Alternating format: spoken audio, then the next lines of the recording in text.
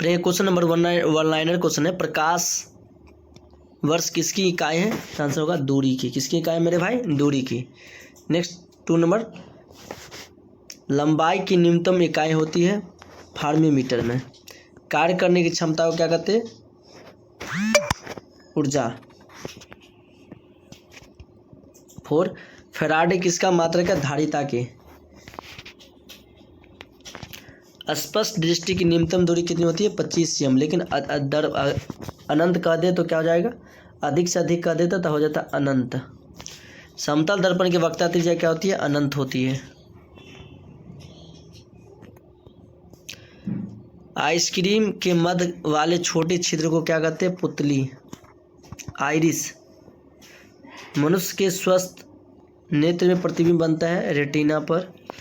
किसका दृष्टि क्षेत्र सबसे अधिक है? उत्तल दर्पण। सिरका में कौन सा अम्ल पाया जाता है? एसिटिक अम्ल।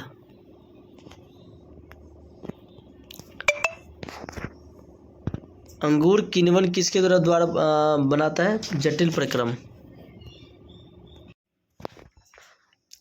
इमली में कौन सा अम्ल पाया जाता है? टार्टरिक अम्ल।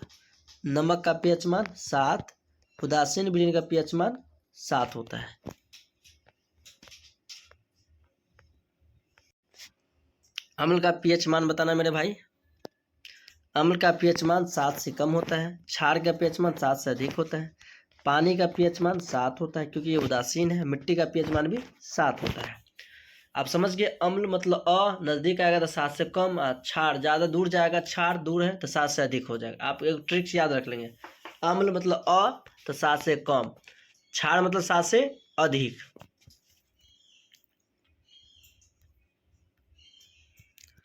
नेक्स्ट, हल्दी, लिटमस पत्र आदि किस प्रकार का सूचक है? प्राकृतिक सूचक है। साग सब्जियों में किस अभिक्रिया से कंपोस्ट बनते हैं? उष्माक्षेपी। शरीर की सबसे बड़ी ग्रंथि लीवर। समतल दर्पण द्वारा बना प्रतिबिंब होता है काल्पनिक। प्रकाश के परिवर्तन अपवर्तन कितने नियम है? 2 नियम है। निम्नलिखित किस दर्पण द्वारा किसी वस्तु का प्रतिबिंब मिल सकता है? अवतल दर्पण द्वारा। अवतल दर्पण की फोकस दूरी उसकी वक्रता त्रिज्या क्या होती है? आधी होती है। मोटर गाड़ी के चालक में सामने लगा रहता है उत्तल दर्पण। उत्तल दर्पण द्वारा बना प्रतिबिंब होता है काल्पनिक और सीधा। उत्तल दर्पण द्वारा बना प्रतिबिंब क्या होता है बताना? हमेशा सीधा होता है, हमेशा सीधा। दाढ़ी बनाने में किस प्रकार का दर्पण का उपयोग किया जाता है? अवतल दर्पण का। एक दर्पण से किसी दूर पर रखी हुई वस्तु को सीधा प्रतिबिंब प्राप्त होता है तो कौन है? समतल या उत्तल दर्पण होगा।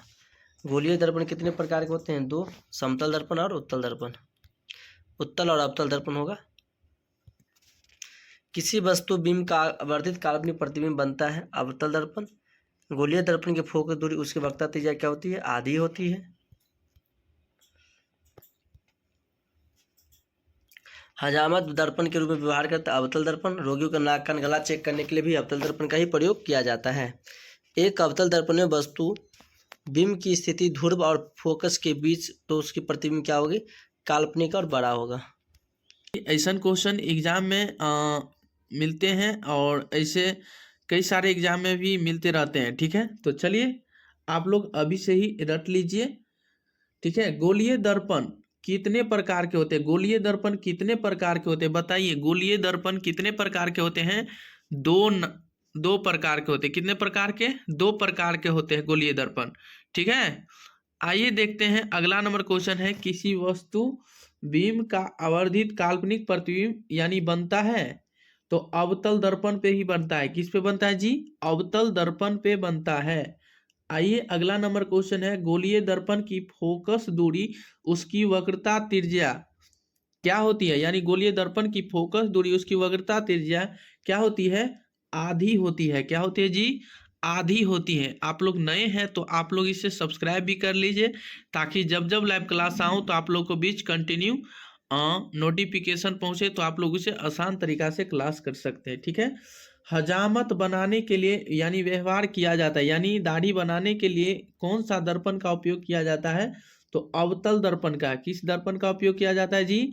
अवतल दर्पण का ही उपयोग किया जाता है। आइए देखते हैं क्वेश्चन पे ध्यान दीजिएगा कि एक अवतल दर्पण में वस्तु बीम की स्थिति ध्रुव और फोकस के बीच है तो उसका प्रतिबिंब क्या होगा। तो वो उसका प्रतिबिंब जो बनेगा वो काल्पनिक और बड़ा बनेगा, काल्पनिक और बड़ा बनेगा। आइए देखते हैं अगला नंबर क्वेश्चन। प्लाज्मा में कितना प्रतिशत जल रहता है। प्लाज्मा में कितना प्रतिशत जल रहता है जी। 7%। कितना परसेंट प्लाज्मा में कितना प्रतिशत जल रहता है। तो 7% होता है, ठीक है। चलिए ध्यान दीजिएगा, अगला नंबर क्वेश्चन है आपके लिए कि मनुष्य में वृक्क एक यंत्र का भाग जी है, वो संबंधित है किससे। उत्सर्जन से। किससे संबंधित है जी। उत्सर्जन से संबंधित है। 39 नंबर क्वेश्चन है आपका। वैसे पौधे जो पोषण के लिए सड़ी गली चीजों पर यानी रहते हैं उसे हम क्या कहते हैं। यानी वैसे पौधे जो सड़ी गली चीजों पे आश्रित रहते हैं उसे हम मृतजीवी कहते हैं। उसे क्या कहते हैं। मृतजीवी कहते हैं। जो सड़ी गली चीजों पे आश्रित रहते हैं उसे हम क्या कहते हैं। मृतजीवी कहते हैं। समझ गए। चलिए अगला नंबर क्वेश्चन है आपके किस यानी किसके द्वारा अमीबा भोजन का यानी भोजन करता है। यानी किसके द्वारा अमीबा भोजन करता है। तो कुटपाद द्वारा। अमीबा जो है किसके द्वारा भोजन करता है। कुटपाद द्वारा करता है। चलिए अगला नंबर क्वेश्चन है कि ग्रहणी भाग है क्या। ग्रहणी भाग जो है ना वो छोटी आंत है। ये क्या है। छोटी आंत है। आइए प्रकाश की किरण गमन करती है। यानी प्रकाश की किरण जो है किस दिशा में गमन करती है। सीधी रेखा में। किस रेखा में ये गमन करती है। सीधी रेखा में। प्रकाश का वेग न्यूनतम होता है। यानी प्रकाश का वेग जो है ना न्यूनतम होता है। यानी क्या होता है। कांच। यानी न्यूनतम कौन सा वेग होता है। कांच में। किस में होता है। कांच में ही होता है। देखिएगा क्वेश्चन। मोटर गाड़ी के चालक के सामने लगा रहता है। मोटर गाड़ी के चालक के सामने लगा रहता है वो कौन सा दर्पण लगल रहता है। मोटर गाड़ी के चालक के सामने कौन सा दर्पण लगल रहता है। उत्तल दर्पण। कौन सा दर्पण। उत्तल दर्पण ही लगल रहता है मोटर गाड़ी के चालक के सामने। समझ गए आप। चलिए लेंस की क्षमता का ऐसा मात्र क्या होता है। डाईऑप्टर। लेंस की क्षमता का ऐसा मात्र क्या होता है जी। डाईऑप्टर होता है, ठीक है। शेयर भी कर दीजिए सारे दोस्तों के पास, ठीक है। प्रकाश की किरणों के समूह को क्या कहते हैं। यानी इस प्रकाश के किरणों के समूह को क्या कहते हैं। तो किरण पुंज कहते हैं। क्या कहते हैं। किरण पुंज। प्रकाश की किरणों के समूह को किरण पुंज कहते हैं। समझ गए। आइए अगला नंबर क्वेश्चन है कि उत्तल लेंस की क्षमता होती है। यानी उत्तल लेंस की क्षमता जो होती है ना वो धनात्मक होती है। यानी पॉजिटिव होती है। क्या होती है। पॉजिटिव। क्या होती है जी। पॉजिटिव होता है। और अवतल लेंस की क्षमता यदि पूछ लिया जाए ना तो आपको ऋणात्मक यानी ऋणात्मक आप समझ लीजिएगा। अवतल लेंस की क्षमता जब ये आए ना तो ऋणात्मक समझ लीजिएगा यानी माइनस वाला, ठीक है। उत्तल लेंस को क्या कहते हैं। उत्तल लेंस को अभिसारी लेंस कहते हैं। उत्तल लेंस को अभिसारी लेंस कहते हैं। क्या कहते हैं जी। अभिसारी लेंस। और अभिसारी लेंस किसको कहते हैं। तो उत्तल लेंस को कहते हैं, ठीक है। और अवतल लेंस को कहते हैं। अवतल लेंस को कहते हैं यानी अवतल लेंस को क्या कहते हैं। अपसारी लेंस। क्या कहते हैं। अपसारी लेंस कहते हैं। समझ गए। अपसारी लेंस। और अपसारी लेंस को क्या कहते हैं। अवतल लेंस कहते हैं। समझ गए। आइए देखते हैं अगला नंबर क्वेश्चन है आपका मोस्ट इंपोर्टेंट क्वेश्चन। भोजन में विटामिन की कमी से होने वाला रोग कौन सा है। तो बेरी बेरी। क्या है जी। Berry berry. यानी इसमें भी कह देगा कि विटामिन बी की कमी से कौन सा रोग होता है। आप लोग कमेंट करके बताइए।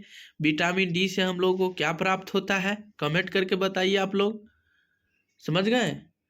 तो देखिए अगला नंबर क्वेश्चन है कि प्रकाश की किरणों का पथ दर्शाने वाले चित्रों को कहा जाता है। यानी किरण आरेख कहा जाता है। क्या कहा जाता है जी। चित्रों को जो कहा जाता है दर्शाने वाले चित्रों को जो कहा जाता है उसे हम क्या कहते हैं। किरण आरेख कहते हैं। आइए देखते हैं अगला नंबर क्वेश्चन कि किस दर्पण से वस्तु का बड़ा प्रतिबिंब बनता है, यानी किस दर्पण से वस्तु का बड़ा प्रतिबिंब यानी बनता है अवतल का। क्या है जी? अवतल। समझ गए ना? अवतल दर्पण का। आप बताइएगा, जब प्रकाश की किरण हवा से कांच में प्रवेश करती है तो मुड़ जाती है, किधर मुड़ेगी? अभिलंब के निकट। किधर मुड़ेगी? अभिलंब के निकट ही मुड़ जाएगी। ठीक है, आइए देखते हैं कि साइड मिरर के रूप में प्रयुक्त होता है, यानी साइड मिरर के रूप में प्रयुक्त होता है उत्तल दर्पण द्वारा। किसका? उत्तल दर्पण द्वारा ही उपयोग होता है इसका।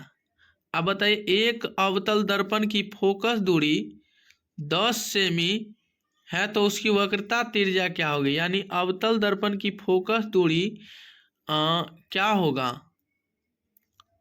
यानी एक अवतल दर्पण की फोकस दूरी 10 सेमी है तो उसकी वक्रता त्रिज्या क्या होगा जी?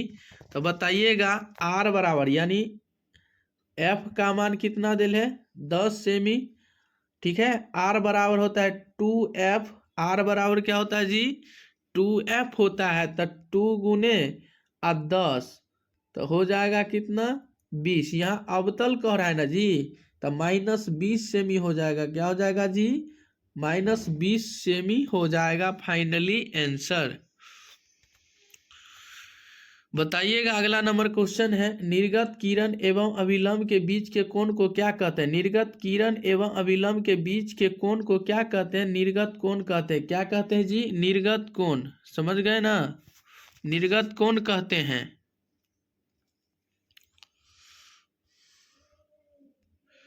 सरल सूक्ष्मदर्शी में किसका उपयोग होता है? यानी सरल सूक्ष्मदर्शी में जो है ना, किसका उपयोग होता है? उत्तल लेंस का। उत्तल लेंस का ही उपयोग होता है। सरल सूक्ष्मदर्शी में जो है ना, उपयोग जो होता है उत्तल लेंस का उपयोग होता है।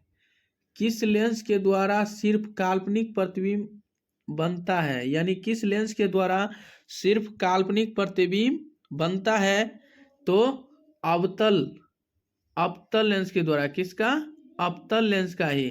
ठीक है, आइए देखते हैं अगला नंबर क्वेश्चन है, परावर्तन के नियम से निर्धारित होता है। यानी परावर्तन के कोण से निर्धारित होता है। यानी परावर्तन कोण बराबर अपवर्तन कोण। परावर्तन कोण बराबर अपवर्तन कोण के बराबर ही हो जाएगा।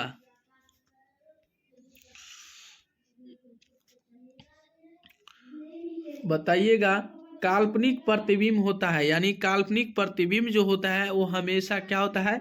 सीधा होता है। काल्पनिक प्रतिबिंब हमेशा क्या होता है जी? सीधा होता है। आइए देखते फिर अगला नंबर क्वेश्चन है कि लेंस में मुख्य फोकस की संख्या कितनी होती है? लेंस में मुख्य फोकस की संख्या जो होती है वो 2 होते हैं। कितने होते हैं जी? 2 होते हैं। अगला नंबर क्वेश्चन है, सर्च लाइट का परावर्तक सतह होता है। यानी सर्च लाइट का परावर्तक सतह होता है अवतल। क्या होता है जी? अवतल। क्या होता है? अवतल। चलिए, अब अगला नंबर क्वेश्चन है कि दाढ़ी बनाने में कौन सा दर्पण प्रयुक्त होता है, यानी उपयोग होता है? दाढ़ी यानी बनाते समय कौन सा दर्पण का आप लोग उपयोग करते हैं? क्या करते हैं जी? अवतल दर्पण का ही उपयोग करते हैं। ठीक है ना? और रोगियों को नाक कान देखने में ही उसका उपयोग, और जिसने डॉक्टर सभी जो इसी का यानी अवतल दर्पण का ही उपयोग करते हैं। ठीक है ना?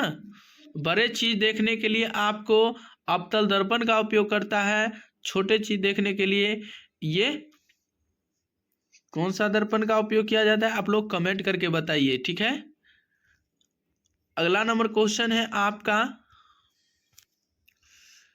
कि प्रकाश के अपवर्तन के कितने नियम है? यानी प्रकाश के अपवर्तन के कितने नियम है? बताइएगा, प्रकाश के अपवर्तन के 2 नियम होते हैं। कितने नियम है? प्रकाश के अपवर्तन के कितने नियम है? 2 नियम है। किसी माध्यम के अपवर्तनांक का मान होता है, किसी माध्यम के अपवर्तनांक का मान होता है साइन आई बट्टा साइन आर। साइन आई बट्टा साइन आर होता है। साइन आई बट्टा साइन आर होता है।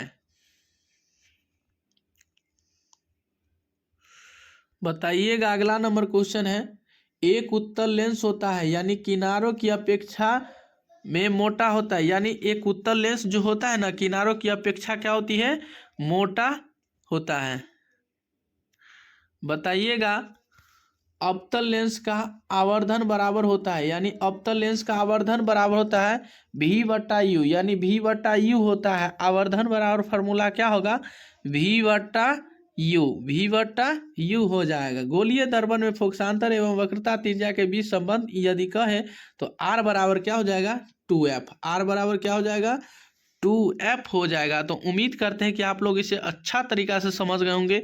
तो चलिए आज की क्लास में इतना है, तब तक के लिए बने रहें और ऐसा वीडियो पाने के लिए हमारे साथ कंटिन्यू जुड़े रहें। और साथ ही साथ आप लोग इसे सब्सक्राइब कीजिए, लाइक कीजिए, कमेंट कीजिए, शेयर कीजिए सारे दोस्तों के पास, ताकि जब जब लाइव क्लास आऊँ तो आप लोग को भी ज़रूर नोटिफिकेशन पहुँचे, तो आप लोग आसान तरीका से क्लास कर सकते हैं। और जो भी मेरे भाई को और बहन